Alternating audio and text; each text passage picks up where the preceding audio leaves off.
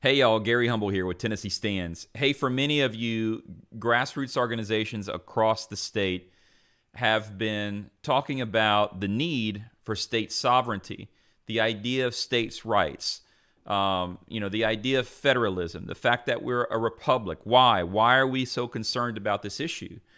Because of all the nonsense that's going on with the federal government. We saw during COVID, mandates, federal edicts coming down from on high. Most recently, a Supreme Court that says that the state of Texas does not have a constitutional authority to defend itself from an invasion. So this idea of state sovereignty leads to an effort called nullification. What does a state do whenever it needs to, let me rephrase that. What do state legislators do whenever they need to interpose themselves between a tyrannical federal government and the rights of the people of their own state? Well, they nullify unconstitutional federal actions. All right, so all of that said, there's a bill that's been filed since last year by Bud Holsey and Janice Bowling, two strong conservatives in our legislature. And that bill is called the Restoring, let me change my screen here, I'll take you there. That bill is called the Restoring State Sovereignty Through Nullification Act. The bill number changed coincidentally. It's now HB 2795. And I want to make sure that we're clear with everyone across the state of Tennessee. Tennessee stands with this effort. We support this bill. Whenever it hits committee, we're going to ask you to support this bill and contact your legislators.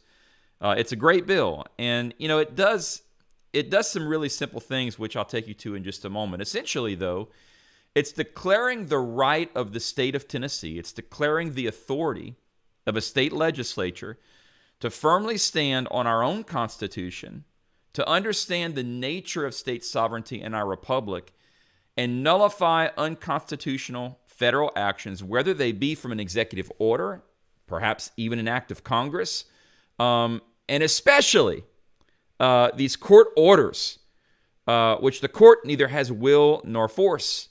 What people misinterpret oftentimes is that court orders are not law.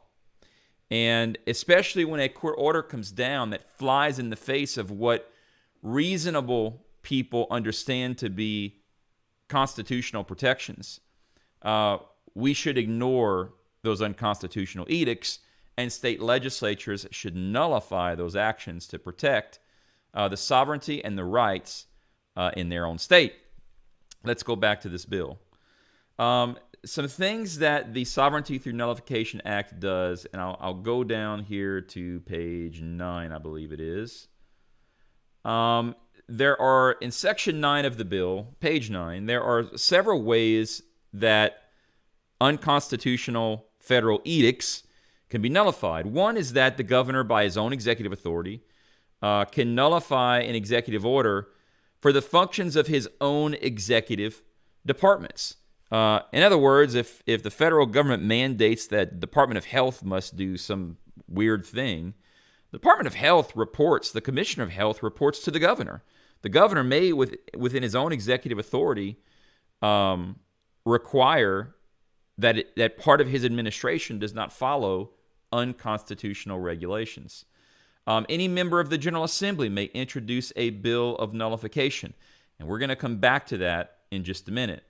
Any court operating under the authority of the Constitution of Tennessee may render a finding holding a nullification against a federal court or even against the federal government. Here's where the rubber meets the road, though, on Holsey and Bowling's nullification bill.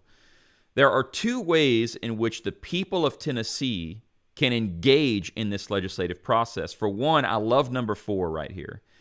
Any combination of 10 counties and municipalities may, through their governing legislative body, by a majority vote, pass a resolution to require, upon a valid petition, that the General Assembly take up a bill of nullification.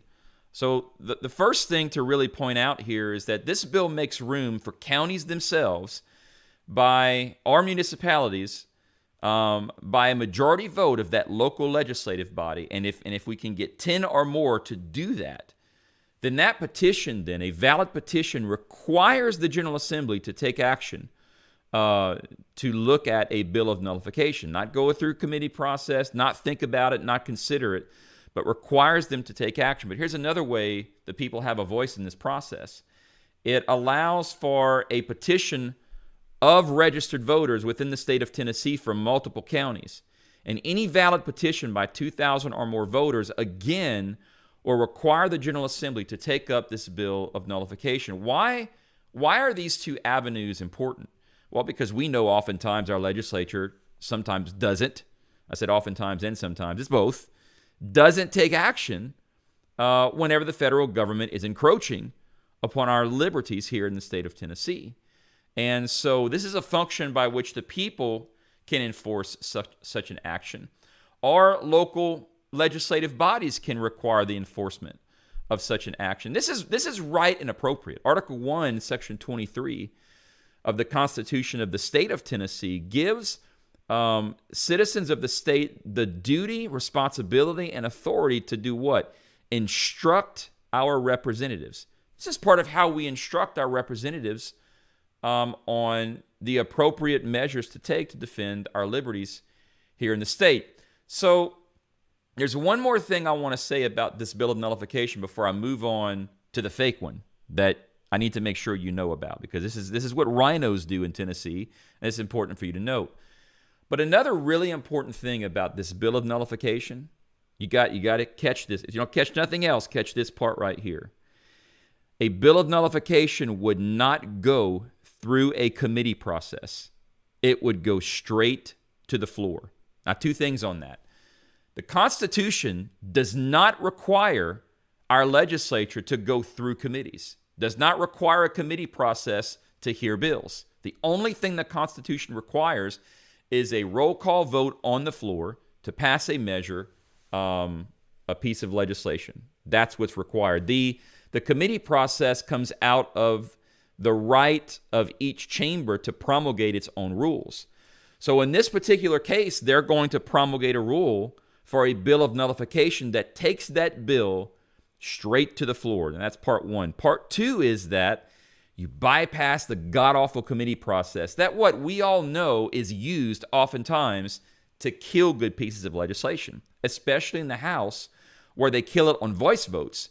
And then what happens whenever good conservative legislation dies in committee? Well, it doesn't go to the floor, which means no one has to put their name on it. And isn't that just lovely? This bill of nullification bypasses all of that, bypasses a committee process, goes to the floor, requires debate, and requires a roll call vote. That is what we need here in Tennessee. All right, but enter SB 2058. That does what? Purports to be a bill that protects state sovereignty, right? State sovereignty. But here's what it does. I won't even go through the rest of the bill because it's not worth it. But I'm going to highlight this little section right here. Do you know what this bill does? It creates a committee. That's right, folks. It creates a committee. But even more than that, look at subsection A number 1. Who runs the committee? The Speaker of the House and the Lieutenant Governor of the state of Tennessee, Randy McNally and Cameron Sexton, who, as you know, are well known for defying the tyranny of the federal government and supporting state sovereignty. So what Adam Lowe is proposing to preserve state sovereignty is what? That we form a committee, that the committee is run by the current speakers, that the people who sit on the committee are the same General Assembly members that aren't doing the work of nullifying federal actions right now. The committee is to meet biannually, every other year, not to be mistaken with semi-annually. It's to meet biannually to do what? To discuss and pontificate upon whether or not there's anything that the federal government is doing that is unconstitutional. And if so, they make a recommendation by passing a resolution out of committee to the General Assembly that perhaps they might want to take a look at this unconstitutional action. And then what? Then someone might submit a bill that then does what? Goes through the committee process and may or may not make it on the floor and may or may not ever come to a roll call vote of the members of the General Assembly. by the way, has no mechanisms by which counties and people can enforce a requirement by which the General Assembly take up a bill of nullification, and provides no process by which a bill of nullification is actually heard. Simply creates a committee, and a standard bill goes to the standard committee process, if they feel like it, by the way. There's no requirement to do so. This right here is what RINOs do. Let's hear me well. This is the kind of nonsense that RINOs put forward whenever they know that a large part of their base wants to see something happen in terms of state sovereignty. So they run a bill and they call it state sovereignty, but the bill does actually nothing. Meanwhile, the conservatives like Representative Halsey and Senator Janice Bowling that are running the bill that actually does the work of requiring the General Assembly to nullify unconstitutional actions will probably, in their minds, not see the light of day in committee in order to push forward the RINO bill. Because why? They get a pat on the back for state sovereignty, and they don't have to actually do anything. This is the nonsense that goes on day in, day out in the Tennessee legislature. I just thought you needed to know. So I want to go back and make absolutely certain. Whenever we advocate for state sovereignty and the right to nullify unconstitutional federal actions, we are going to support HB 2795, SB 2775, Bud Halsey, Janice Bowling, the Restoring State Sovereignty Through Nullification Act. We fully support this bill. We ask, when the time comes, that you go to our website at TennesseeStands.org. That's TennesseeStands.org. On the menu under Act, you can see our legislative priorities and the issues that you can take action on this week. As you visit that website, it's updated every week. So check out that website. Make sure you subscribe to our email list, and make sure you take action with us to restore state sovereignty to this